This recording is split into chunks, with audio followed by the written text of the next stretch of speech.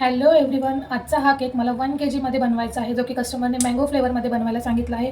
आता हा केक ना मी कुकरच्या डब्यामध्ये, जे आपण कुकरला लावतो त्या डब्यामध्ये बेक करून घेतला. ॲक्च्युली माझ्याकडे सेम साईजचा टीन आहे, पण तुम्ही पाहत असाल तर थोडीशी ह्याची हाईट जास्त आहे कुकरच्या डब्याची, जे की मला थोडासा टॉलमध्ये बनवायचा होता, म्हणून मी कुकरच्या डब्यामध्ये बेक करून घेतला आहे.